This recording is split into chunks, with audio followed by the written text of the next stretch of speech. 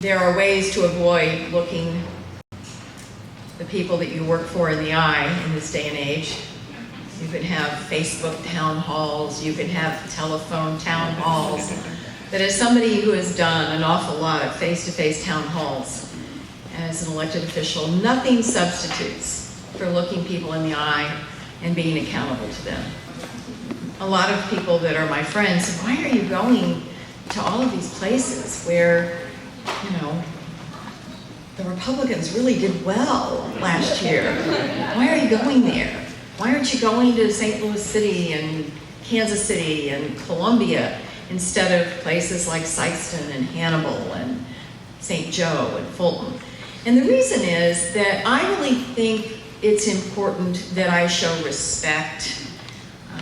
No matter who people vote for, I am here to work on your behalf, and every once in a while I surprise some people who think I'm, you know, a really bad guy, and every once in a while they walk away from one of these town halls realizing that maybe I'm not exactly who they thought I was, and more importantly, I learn from you.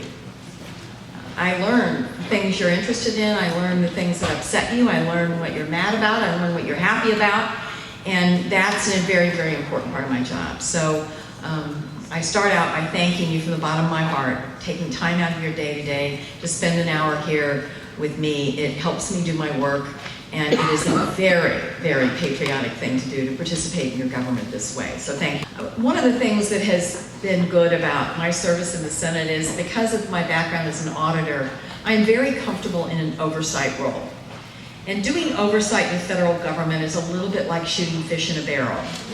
There is always some place that money is being misspent, or there's payrolls without a purpose, or there's problems in terms of how people are being treated, where we can really dig in and get the facts. And sometimes we can uncover information that changes things without us ever having to pass a law. And frankly, that's even better than passing laws, because no matter how hard you work at passing a law, there's always some unintended consequence. There's something that happens that you didn't anticipate. So if you can, by aggressive oversight, actually do positive things, I think that's a win-win. And so I have done a lot of that. Currently, the investigation I'm involved in has to do with the manufacture and sale of opioid prescriptions.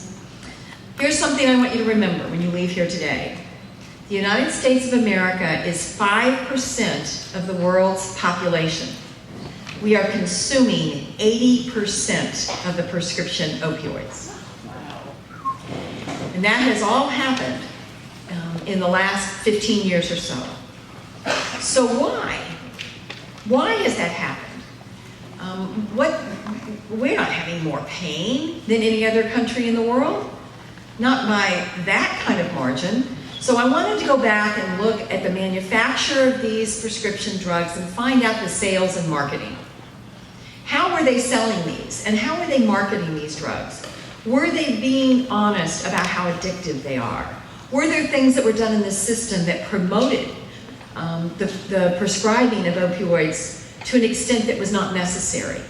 And so we think asking the 5 largest manufacturers by sales revenue, the ones that are actually marketing these drugs, that we might be able to get to the bottom of what has occurred and why. And as you all know, the deaths that we are seeing all over our state and all over our nation, the #1 cause of death of young people right now is heroin overdose. And most of those deaths, those young people started with Oxycontin. They started with somebody's pills left over in the medicine cabinet, or they started with a sports injury, or they started with wisdom teeth being pulled, and then they went down a path, and when they run out of an ability to get the prescriptions, they turn to heroin, and that's when they many times have an accidental overdose. The other investigation I've been very involved in this year was child sex trafficking. There is a website called Backpage. And Backpage is kind of like Craigslist, except what Backpage did when Craigslist stopped the sex ads, Backpage began specializing in sex ads. And what was happening is most of the children that were being trafficked for sex were being advertised on Backpage. So my Republican colleague, Rob Portman, and I began investigating, and we subpoenaed their records and subpoenaed their executives, and they resisted and refused to come. So for the first time in decades, we asked the Senate to hold them in contempt. They fought us with very expensive lawyers. They're making a lot of money off advertising children for sex, I can assure you. And we finally prevailed all the way to the Supreme Court. And they were demanded that they had to appear, and they had to give us the records. The night before they had to appear, the next day, all of their executives, they shut down the website. So that was a victory without there being a government regulator, without there being a new law. We didn't have to create a whole payroll to figure out a way to shut it down. Doesn't mean the problem's over, because those ads are, moving other places, and we still have a lot of work to do on sex trafficking. But certainly that was a victory, and it was the kind of victory you can have with aggressive oversight. I'm really focusing also on Postal Service, especially in rural communities. While we try to make sure the Postal Service stays viable, it's got competitive advantage because of all the packages they can deliver, especially the last mile. A lot of UPS and FedEx doesn't want to pay for the infrastructure to deliver packages the last mile.